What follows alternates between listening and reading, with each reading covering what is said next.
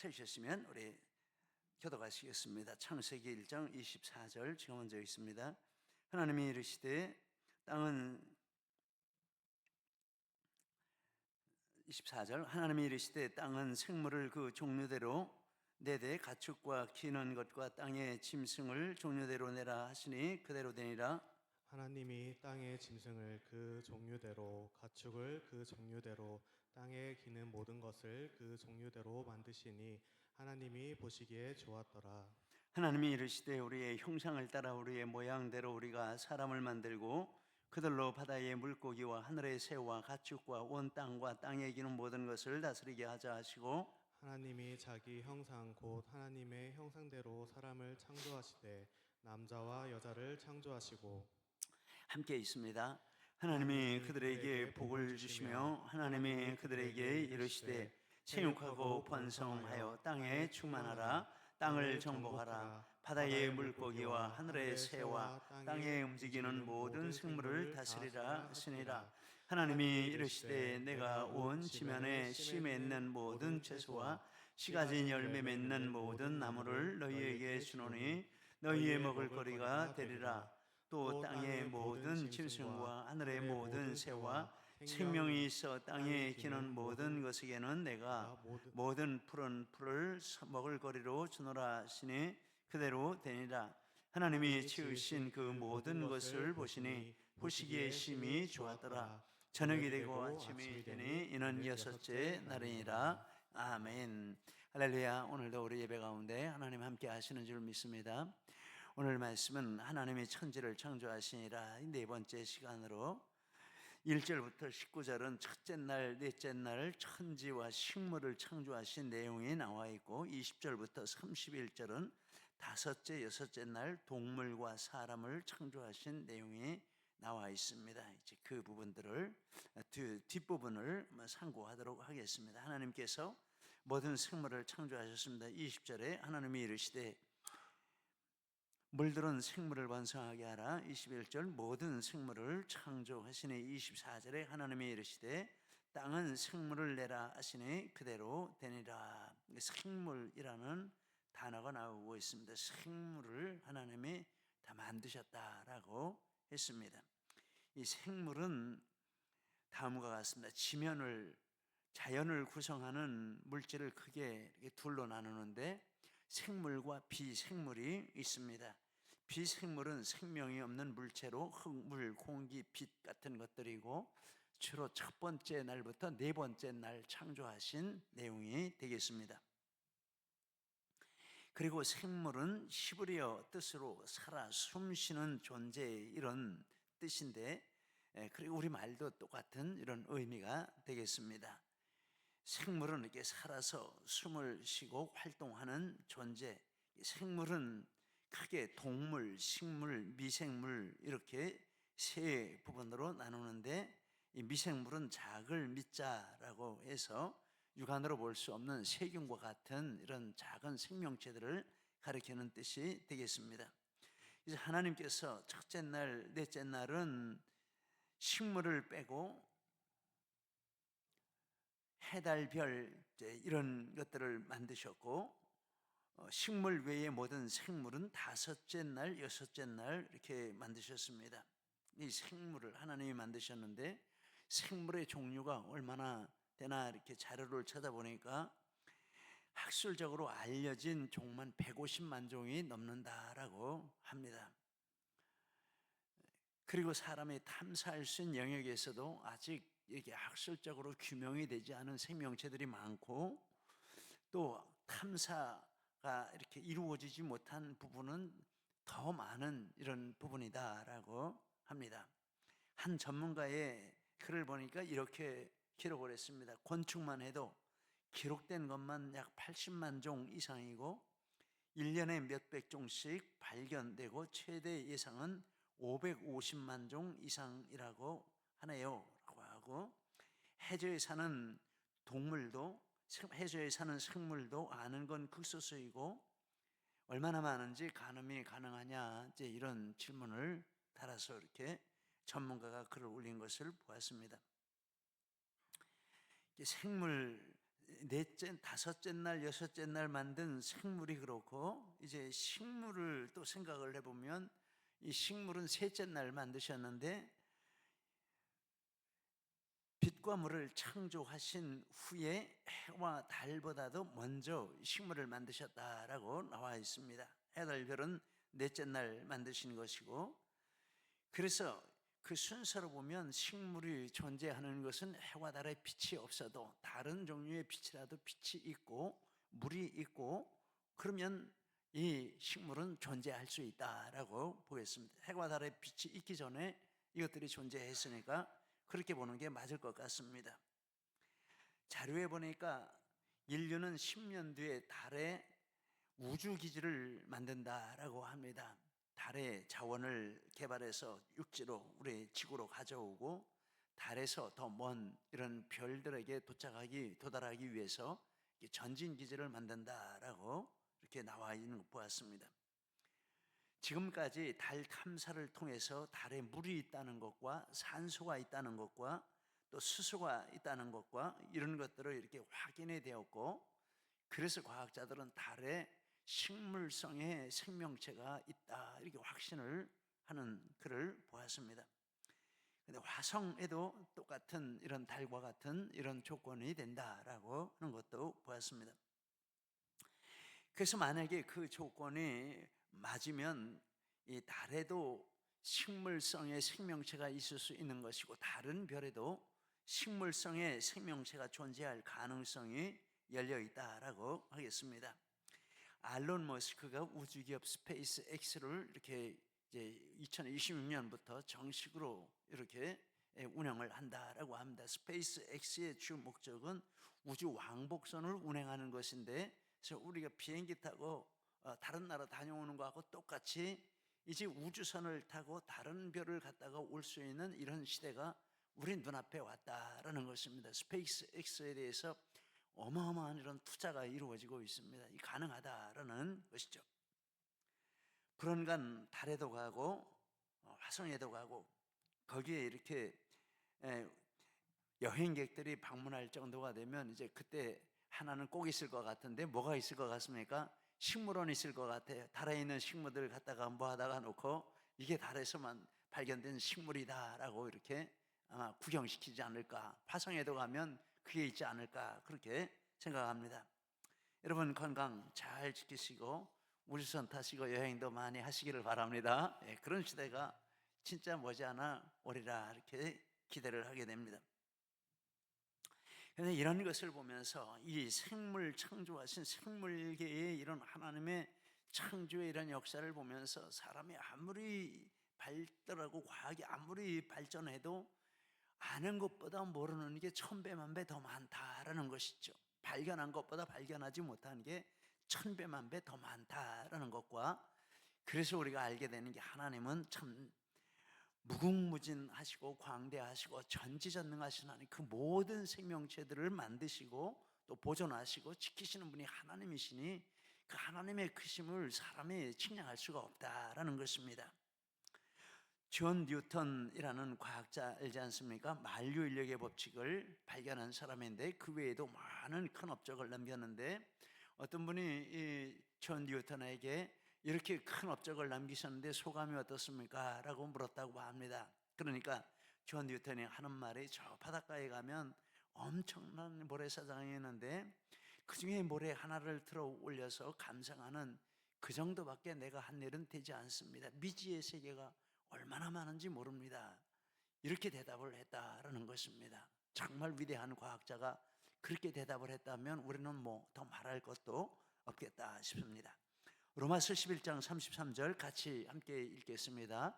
깊도다 하나님의 지혜와 지식의 풍성하며 그의 판단은 헤아리지 못할 것이며 그의 길은 찾지 못할 것이로다. 그래서 우리가 할 수 있는 일이 있는데 이런 하나님을 찬양하고 경배하고 높이는 이것이 우리가 해야 할 일이라고 하겠습니다. 로마서 11장 36절 같이 있습니다. 만물이 주에게서 나오고 주로 말미암고 주에게로 돌아감이라. 그에게 영광이 세세에 있을지어다. 아멘. 시편 136편 4절도 같이 있습니다. 홀로 큰 기이한 일들을 행하시는 이에게 감사하라. 그 인자하심이 영원하미로다. 생물계만 보더라도 이 하나님의 이러하심을 찬양할 제목이 무궁무진하다라고 하겠습니다. 두 번째, 하나님께서 모든 생물을 만드시는데 종류대로 창조하셨다라고 합니다. 식물을 종류대로 창조하셨습니다.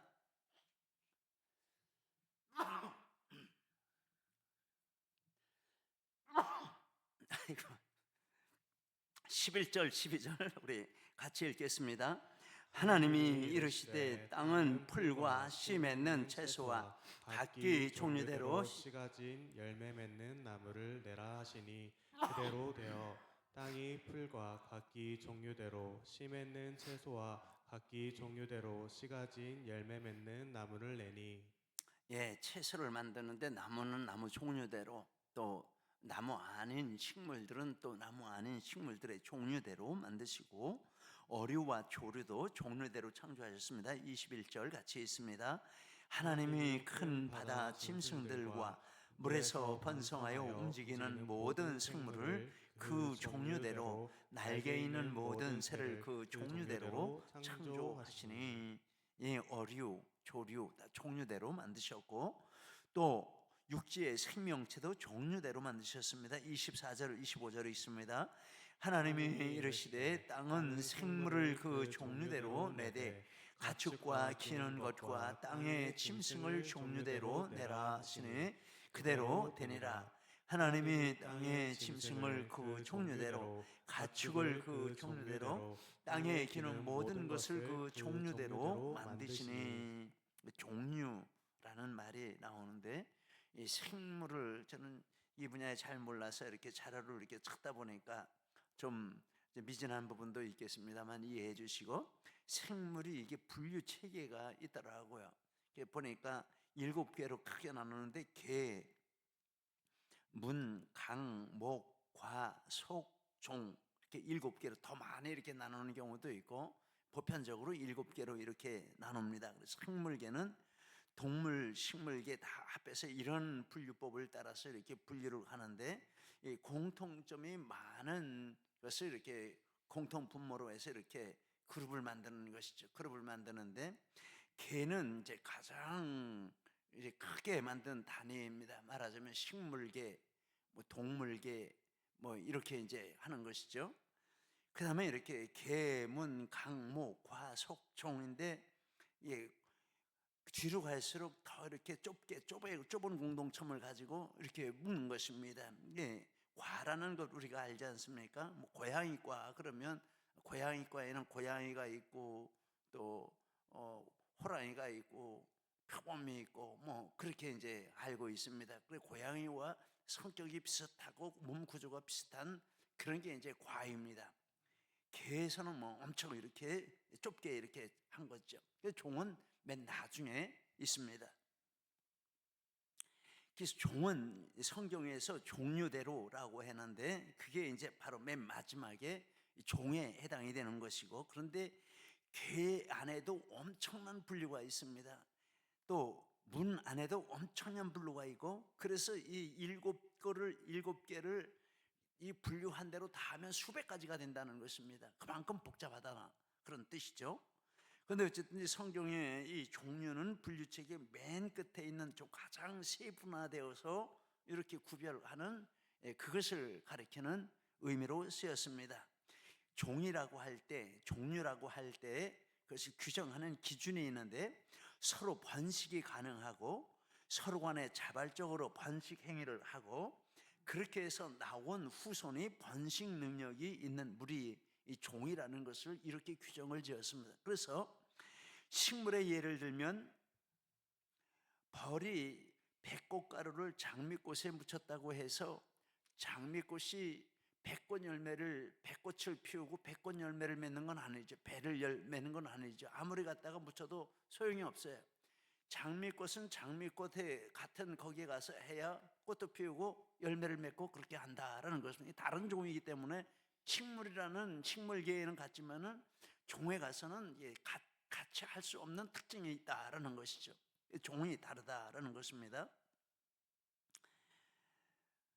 그래서 이 종을 넘어서면 이게 번식이 이게 불가능하다라는 것입니다. 번식이 불가능하고 번식작용이 일어나지 않는 것이고, 이것은 동물에도 적용이 되고 식물에도 적용이 되는 종의 법칙이라고 하겠습니다.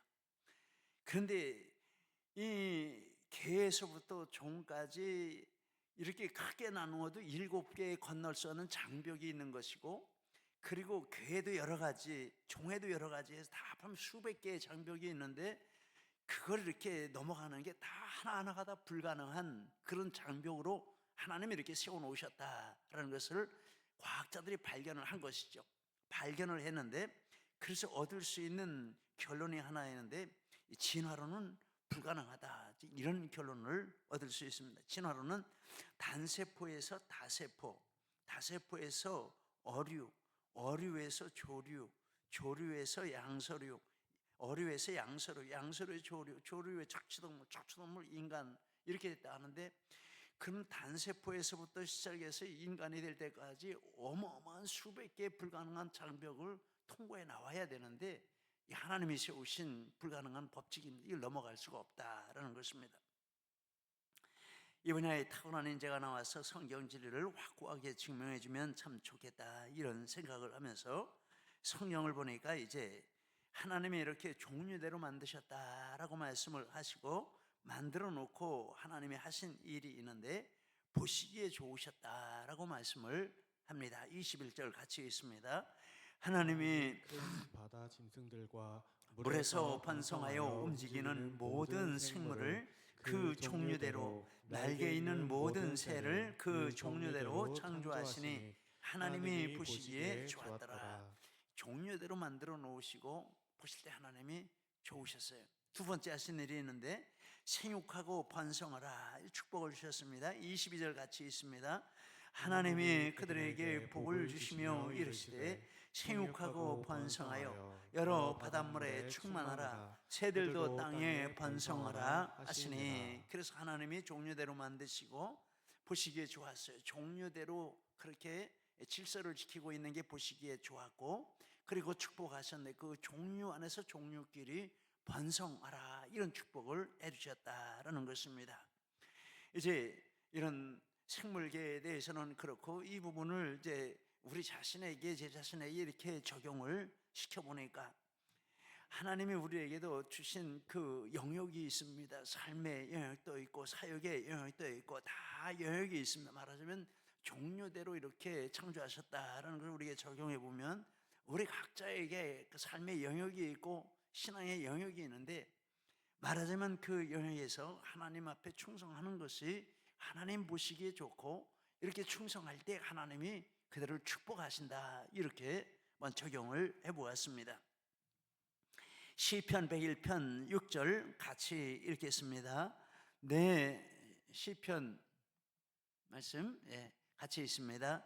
내 눈이 이 땅에 충성된 자를 살펴 나와 함께 살게 하리니 완전한 길에 행하는 자가 나를 따르리로다. 누가복음 16장 10절 지극히 작은 것에 충성된 자는 큰 것에도 충성되고 지극히 작은 것에 불의한 자는 큰 것에도 불의하니라. 마태복음 25장 23절 그 주인이 이르되 잘하였도다 착하고 충성된 종아, 내가 적은 일에 충성했음에 내가 많은 것을 내게 맡기리니 내 주인의 즐거움에 참여할지어다. 그래서 하나님이 정해주신 영역에서 하나님 보시기에 좋게 충성하면 또 하나님이 생육하고 번성하는 이런 축복을 주신다라는 진리를 이렇게 배우게 됩니다.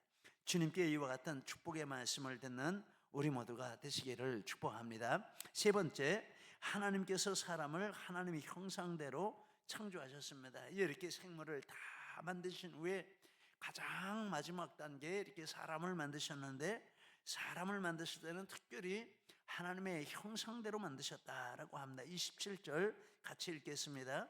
하나님이 자기 형상 곧 하나님의 형상대로 사람을 창조하시되, 하나님의 형상대로 사람을 창조하셨다, 이 말씀의 뜻 지난 시간에 하나님이 말씀으로 무에서요를 창조하셨는데 이게 하나님의 형상, 하나님이 가지고 계신 특징이라고 했습니다. 하나님의 형상대로 창조하셨다는 것은 하나님이 가지고 계신 그 특징을 사람에게도 부여해 주셨다, 이렇게 보게 됩니다. 그렇게 볼 때 사람에게도 이렇게 말의 능력을 주셨다라고 했습니다. 하나님의 사람에게 주신 하나님의 형상입니다. 이걸 말해도 권세가 있다는 내용을 상고했습니다. 그런데 이제 본문에서 또 하나의 하나님의 형상이 무엇일까 보니까 하나님이 사람을 만들어 놓으시고 26절에 보니까 만드시면서 다스리게 하자, 온 물고기, 하늘, 새, 가축, 땅에 있는 모든 것을 다스리게 하자. 그리고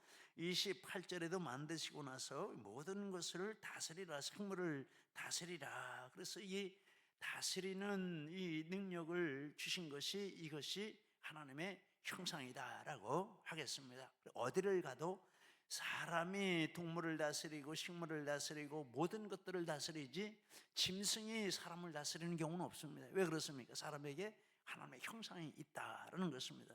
아무리 코끼리가 크고 미개인들, 피그미들 1m밖에 안 되는 이런 사람들이라도 사람이 코끼리를 다스리는 것입니다. 아무리 사자가 용맹해도 사람이 사자를 다스리는 것입니다. 할렐루야. 하나님이 주신 형상입니다. 권위가 있습니다. 그러면서 또 하나님의 형상을 생각해 보니까, 가만히 보니까 하나님이 26절에 보니까 사람을 만들자 이렇게 하시면서 이런 말씀하셔요. 하나님이 이르시되 우리의 형상을 따라 우리의 모양대로 우리가 사람을 만들고, 그리고 27절은 자기 형상 이렇게 단수로 나오고 여기서는 복수로 나오고, 그래서 가만히 생각해 보니까 우리는 뭡니까? 우리는 이제 교제권이 형성되어 있는 관계라는 뜻으로 보겠습니다. 성부, 성자, 성령 하나님은 영원히 하나인 것처럼 교제하시는 하나님이시다라는 게 삼위일체가 담고 있는 아주 비밀스러운 진리입니다. 교제하시는, 영원토록 하나처럼 보이도록 교제하시는 하나님. 그런데 쭉 신약까지 읽어보면 하나님이 그런 교제에 우리 사람이 들어오기를 원한다, 이런 내용 발견하고 있어요. 요한복음 요한 1, 2, 3서에 보면, 요한 1서에 보면 그런 내용이 나와요. 하나님의 교제 안에 우리를 이렇게 초대하시고 그 교제를 우리가 하나님과 누리기를 원한다, 이런 내용이 나와 있습니다. 그런데 우리의 모양대로 우리의 형상을 따라 우리가 사람을 만들자, 즉 우리가 이렇게 교제하는 것과 같이 우리와 교제할 수 있는 존재를 창조하자, 이런 뜻으로 보겠습니다. 그래서 하나님의 형상은 무엇입니까? 하나님의 형상은 하나님과 교제할 수 있는 능력, 이게 하나님의 형상입니다. 다른 어떤 동물에게도 주신 적이 없고 오직 하나님의 형상을 따라 만든 사람에게 주셨는데, 하나님의 형상이라는 그 핵심은 하나님과 교제하는 능력이다라고 하겠습니다. 그리고 또 생각을 해보니까 하나님과 교제하는 이 하나님의 형상은 가장 중요한 하나님의 형상이라고 하겠습니다. 말의 능력, 하나님과 교제가 살아있을 때 말에도 창조력이 나타나는 줄 믿습니다. 다스리는 능력, 하나님과 교제가 건강할 때 다스리는 능력도 바르게 쓸 수 있는 줄 믿습니다. 우리에게 말의 능력도 있고 다스리는 능력도 있지만 하나님과 교제가 사라지면 이거는 폭력이 되는 것이고 악한 것이 되는 것 우리가 알고 있습니다. 이 가장 중요한 하나님의 형상은 하나님과 교제하는 것이라고 하겠습니다. 이게 우리 사람의 특징이 되겠습니다. 그러면 어떻게 하나님과 교제할 수 있을까? 성경을 보면 두 가지로 생각을 하게 됩니다. 첫째는 예수님을 믿는 것이다 라고 하겠습니다. 하나님과 교제하는 방법은 예수님을 믿는 것이다, 성경이 말씀을 하고 있습니다. 로마서 5장 1절 우리 같이 읽겠습니다. 우리가 믿음으로 의롭다 하심을 받았으니 우리 주 예수 그리스도로 말미암아 하나님과 화평을 누리자. 화평이란 단어를 교제로 바꿔도 문제 없을 것 같습니다. 그렇죠? 화평을 누리는 것, 교제 나누는 거죠. 교제하면서 서로 화목하게 지내는 게 화평이죠. 예수 그리스도로 말미암아 하나님과 교제하자, 이렇게 말씀했습니다. 하나님과의 교제는 예수 그리스도를 믿는 믿음 안에서 주어지는 선물인 줄 믿습니다. 또 하나 에베소 3장 12절 같이 있습니다. 우리가 그 안에서 그를 믿음으로 말미암아 담대함과 하나님께 당당히 나아감을 얻나이다. 예수 그리스도를 믿음으로 하나님 앞에 이렇게 꺼리낌 없이 나가는 이런 자격을 얻는다라고 했습니다. 그러니 예수님 믿는 것은 우리에게 하나님의 형상을 회복하는 절대적인 조건이 된다라는 것입니다. 두 번째, 하나님의 말씀에 순종하는 것입니다. 사무엘상 15장 22절 같이 있습니다. 여호와께서 번제와 다른 제사를 그 목소리 순종하는 것을 좋아하심같이 좋아하시겠나이까. 순종이 제사보다 낫고 듣는 것이 순양의 기름보다 나으니. 마태복음 4장 4절도 같이 있습니다. 사람이 떡으로만 살 것이 아니요 하나님의 입으로 나오는 모든 말씀으로 살 것이라 하였나이다. 우리는 사람은 두 영역이 있으나 육신의 영역이 있습니다. 떡으로 삽니다. 그러나 떡만 가지고 만족할 수 없습니다. 참되게 우리를 사람답게 만드는 능력은 하나님과 교제에서 오는데, 그 하나님과 교제하는 방법, 예수님 안에서 하나님과 교제하는 방법은 하나님의 말씀을 먹고 사는 것, 하나님의 말씀에 순종하며 그 능력을 체험하며 사는 것이 이게 하나님 앞에 하나님과 교제하는 방법이다라고 말씀을 하고 있습니다. 여러분, 우리가 분명하게 이 두 가지가 우리에게 분명해야 할 줄 믿습니다. 그래서 이런 질문을 만들어 보았습니다. 몇 가지 질문 만들어 보았는데, 우리 첫 번째 한번 같이 읽겠습니다. 나는 예수님을 나의 대속자 구원자로 분명히 믿는가? 이게 이제 첫 번째 질문입니다. 우리 예수님을 구원자 대속자로 분명하게 믿으시기를 바랍니다. 교회 오는 가장 중요한 목적이 이겁니다. 예수님을 나의 주님으로 믿기 위해서 오는 것입니다. 두 번째 질문, 나는 예수님을 내 마음 중심에 분명히 모시는가? 예수님을 믿는다고 하는데 예수님이 내 마음의 중심에 계시는 게 아니라 저 변두리에 계세요. 예수님이 있으나 없으나 마찬가지인 존재로 신앙생활하고 내 자아가 중심이 돼서 내 마음대로 내 생각대로 하는 신앙생활을 하는 경우도 있다라는 것입니다. 그럼 교제가 제대로 되겠습니까? 존중히 여기고 귀히 여기고 높여야 교제가 되는 것이지, 예수님을 이렇게 방치하고 상대도 안 한다면 교제가 이루어질 수 없는 거예요. 사람 사이에도 마찬가지인 줄 믿습니다. 그럼 어떻게 교제가 됩니까? 우리가 분명히 확인해 보아야 될 게, 난 정말 예수님을 믿는가? 예수님을 믿고 정말 내 마음 중심에 예수님을 모시고 있는가? 그리고 또 하나, 세 번째 질문, 나는 분명하게 하나님께서 내게 주시는 말씀을 받고 있는가? 예수님을 내 마음의 중심에 모시고 교제하고 따라가는 방법은 이제 하나님의 말씀을 내 마음에 계속해서 받는 것이죠. 이 사람이 하나님의 입에서 나오는 모든 말씀으로 사는 것이라 하죠. 말씀을 받고 대화가 있어야 되는 거죠. 대화, 치고받는 대화가 있어야 교제가 되는 거지, 대화도 없는데 무슨 교제한다라고 하겠습니까?